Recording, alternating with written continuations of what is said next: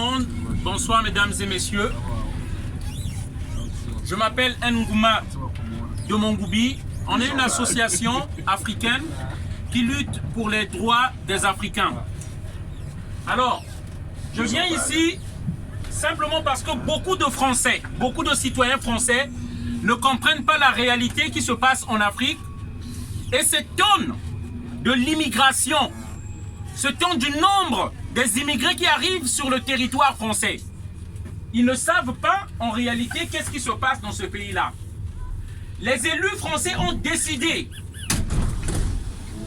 de changer de discours, de distraire les populations pour faire comprendre aux gens que c'est la misère qui nous fait fuir. Moi qui parle là, je suis un réfugié politique. J'ai quitté ces pays-là pour venir ici. Mais je viens vous apporter des éclaircissements et la réalité, ce qui se passe dans nos pays. Qu'est-ce qui se passe? Pourquoi nous venons ici en France? Il est temps que les citoyens français comprennent.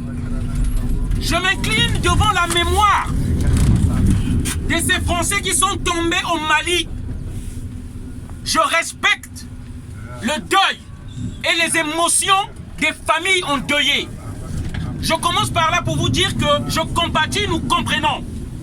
Mais il faut savoir, la quasi-totalité du peuple malien ne demande que ces soldats-là puissent quitter nos pays et nous laisser nous-mêmes le soin de défendre nos frontières. Il faut savoir, ça fait 6 ans. 6 ans que les soldats français sont au Mali. Ils avaient dit dès le départ qu'ils devaient former 10 ans l'armée malienne pour prendre la relève. Aujourd'hui, c'est pas fait. Il faut savoir, au 21e siècle, on ne vous parlera pas clairement que c'est une occupation. On ne vous dira jamais qu'on est venu occuper un pays. On invente des raisons fallacieuses pour dire des djihadistes afin d'occuper légalement nos pays. Pourquoi on ne voit pas l'armée anglaise en pointe au Mali? Pourquoi on ne voit pas l'armée belge ou portugaise là-bas? Pourquoi on voit l'armée française qui insiste et qui est là-bas? Est-ce que c'est juste la France qui a peur du terrorisme en Europe? Est-ce que c'est juste la France qui court le danger du terrorisme en Europe? Mais la vérité est que ils sont là pour les intérêts économiques et stratégiques de la France. Ils sont là pour l'uranium qu'on a trouvé au Mali. Ils sont là pour la couche, la nappe d'eau potable qu'on a trouvée au Mali. Ils sont là parce que aujourd'hui la Russie veut rentrer en Afrique pour aussi chercher ses intérêts en Afrique. Je vais terminer par un discours, chers frères. Un discours écrit par une ancienne ministre de la femme du Burkina. La France est délinquante, ignoble et cynique. Il a fallu 75 ans pour y arriver et nous y sommes. Les élites politiques françaises ont privatisé la colonisation en permettant aux grandes multinationales françaises de continuer de piller et d'exploiter impunément les anciennes colonies avec l'appui de leurs gouvernements successifs de toute obédience.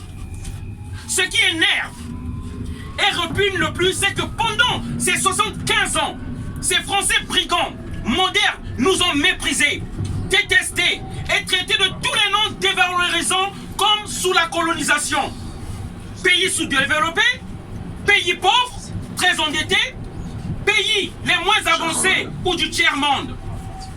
Ils ont réuni toutes les conditions pour que nous ne puissions jamais nous développer.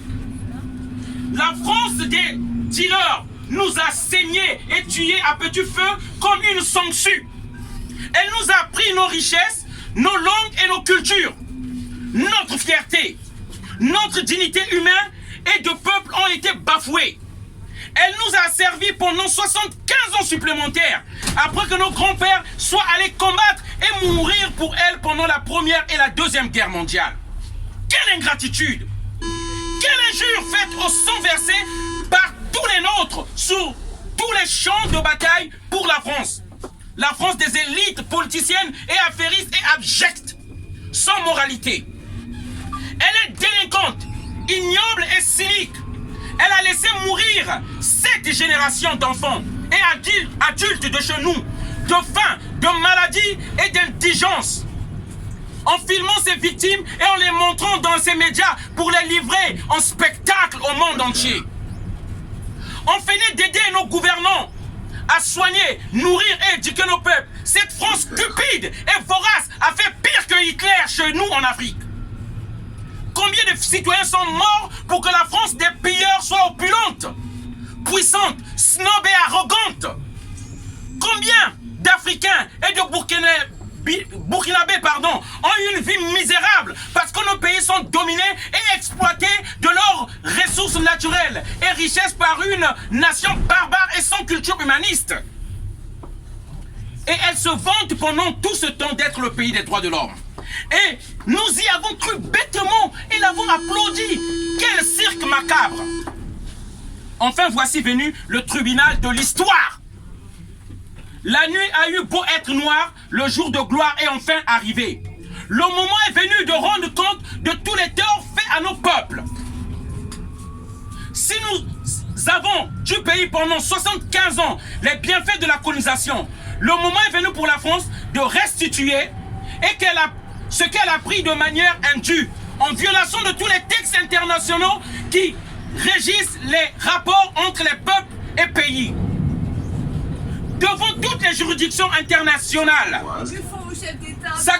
sa culpabilité est évidente et patente. Elle a violé sciemment les textes et traités de l'ONU avec la complicité des dirigeants de nos pays et ceux de ses institutions.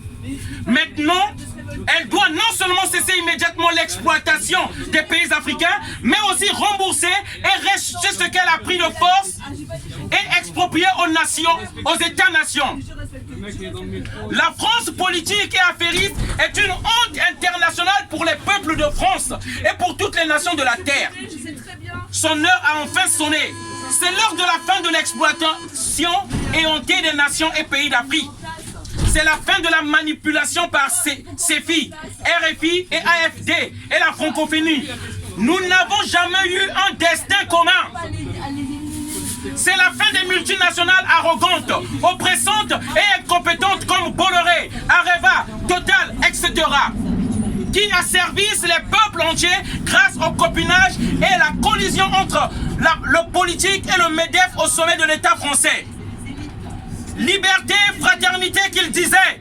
Le moment est venu enfin de rendre notre monde vraiment libre et toutes les dominations coloniales. Il a fallu 75 ans pour y arriver et nous y sommes. L'heure de la vraie décolonisation et indépendance est enfin arrivée. Il n'y a aucune alternative pour le maintien de la rapacité politico-économique et de l'asservissement des peuples. Voilà le message que je voulais faire passer. C'est un message que tous les Français doivent comprendre qu'en Afrique, on a marre. On nous a imposé une monnaie, on ne demande pas la vie des Africains. On n'a pas demandé un référendum pour qu'on choisisse le franc CFA. Cette monnaie a été imposée par nous, par les marionnettes qu'on appelle vos dirigeants. Alors que ces dirigeants sont imposés par la France. Voilà la réalité. Ils sont arrivés par les coups d'État organisés par la France. Je prends l'exemple de mon pays. Au Congo-Brazzaville en 1997, Jacques Chirac a donné les armes à un despote, Sassou Nguesso. Ils sont venus faire un coup d'État avec les armes françaises, avec vos impôts. C'est de ça qu'il s'agit. Et ce silence-là est complice. En 2011, c'est avec Laurent Gbagbo en Côte d'Ivoire. Les exemples sont légion. Thomas Sankara, lorsqu'il a dit les vérités à Mitterrand, on l'a assassiné, on l'a vu mourir. Qu'est-ce qui est arrivé à la Syrie? Qu'est-ce qui est arrivé à la Libye? Aujourd'hui, le Sahel est déstabilisé. On parle des djihadistes. Est-ce qu'au temps de Kadhafi, il y avait ces djihadistes-là? Qui a donné ces armes pour que le Sahel soit déstabilisé aujourd'hui? Il faut que les peuples se réveillent. On a déstabilisé l'Irak avec les Américains, on a vu Daesh. Lorsqu'on déstabilise les pays pour que vous allez chercher du pétrole là-bas, et voilà ce qui arrive, et on commence à accuser le terrorisme. Alors, lesquels qui sont les vrais terroristes? C'est pas ceux-là qui ont des crevettes et en col blanc? C'est ça la réalité. Voilà, bonne soirée à tous, désolé d'avoir crié. C'est le message que je voulais faire passer. Merci encore. Merci.